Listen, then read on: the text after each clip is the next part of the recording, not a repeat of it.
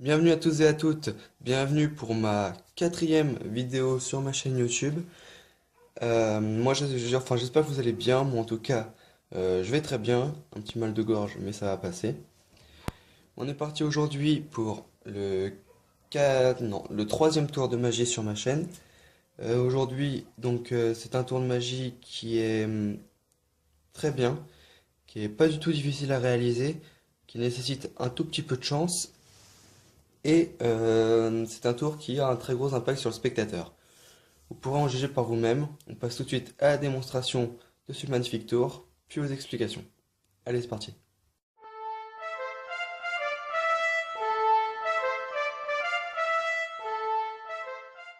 Alors, pour ce tour, je vais m'accompagner bien sûr d'un jeu de cartes tout à fait normal.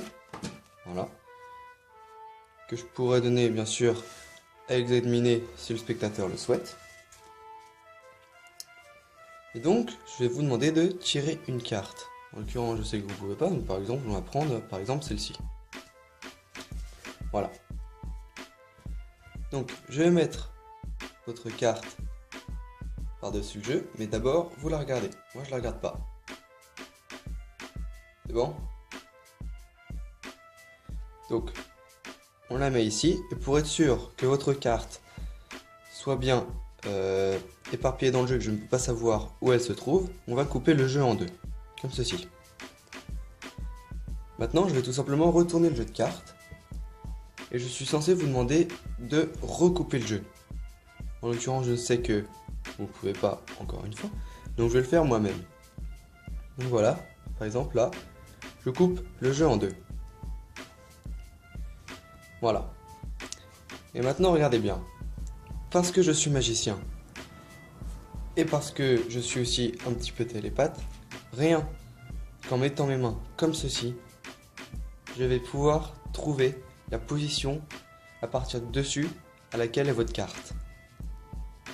Par exemple, si je dis 2, votre carte sera la deuxième position en partant du dessus. Ça peut paraître un petit peu surnaturel, mais vous allez voir.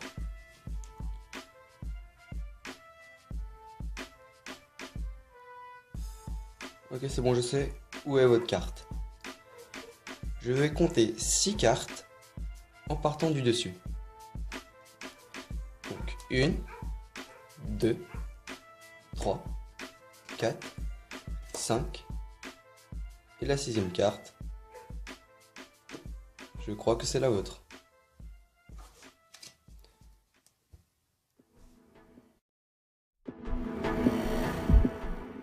Alors, pour les explications. Je ne pouvais pas mettre, dans le titre, je ne pouvais pas mettre le vrai titre en fait. Parce qu'en fait, le vrai titre, ce serait la famille de pique. Si je vous aurais mis ça, vous aurez compris qu'il y aurait un problème avec la famille de pique. Donc, ce que vous allez faire avant d'entrer en scène, c'est que vous allez reconstituer la famille de pique et les mettre à la fin du jeu. Vous voyez ici, on a l'As de pique, le 2 de pique, le 3 de pique, le 4 de pique, le 5 de pique, le 6 de pique, le 7, le 8, le 9, le 10, le valet, la dame de pique et le roi de pique. Dans cet ordre-ci, vous allez les mettre en dessous le jeu. Et à présent, vous êtes prêt à entrer en scène. Vous pouvez montrer que le jeu est normal, comme ceci, sauf essayez de ne pas étendre pour qu'on voit la famille de pique. Ici, en l'occurrence, j'ai trop étendu. Donc, le mieux, ce serait de s'arrêter, voilà, comme ceci. Il va voir, certes, qu'il y a l'as de pique, mais il va pas tilter que c'est fait exprès. Donc ensuite, vous pouvez lui montrer le jeu pour qu'il prenne une carte. Donc là, il la prend.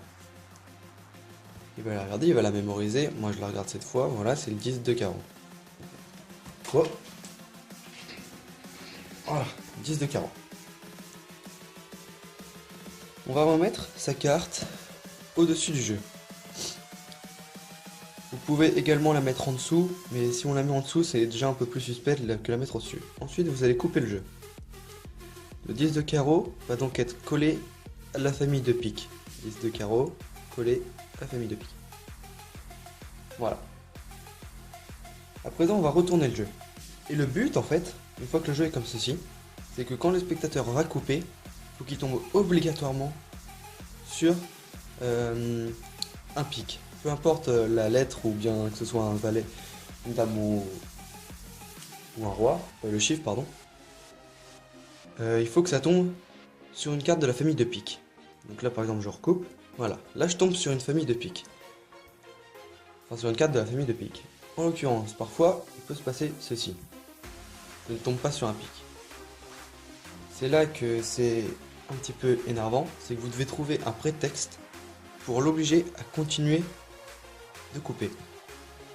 Voilà, là par exemple je retombe sur un 10 de pique, sauf que parfois ça peut durer très longtemps. Donc vous pouvez par exemple utiliser vous pouvez par exemple dire bah voilà, c'est pour que le jeu soit vraiment très bien coupé et qu'il n'y ait aucune chance que je sache où est votre carte, par exemple.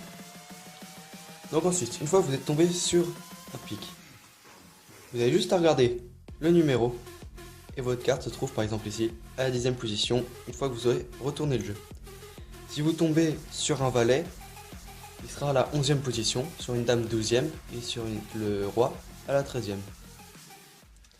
Là je suis tombé sur un 10, donc je retourne, vous faites votre petit truc, je sais pas ce que vous voulez faire, et vous comptez 10 cartes. 5, 6, 7, 8, 9 et la 10e, c'est le 10. Et donc tout ce petit paquet de cartes là, c'est les autres cartes qui précèdent le 10 dans la famille de piques. Voilà, j'espère que ce tour de magie vous aura plu. Moi en tout cas c'est un tour que j'aime beaucoup. Tout simplement parce qu'il est simple, mais qu'en même temps, malgré sa simplicité, il a un très gros impact sur le spectateur. Évitez de le refaire 2 fois d'affilée, parce que au bout de 2 fois, généralement le spectateur a tilté le concept. Et donc sur ce, moi je vous dis à la prochaine, portez-vous bien, likez, commentez, abonnez-vous à ma chaîne. Et, euh, et donc je vous dis à la prochaine pour une vidéo qui est déjà en préparation, qui va bientôt sortir dans les bacs. Allez, tchou!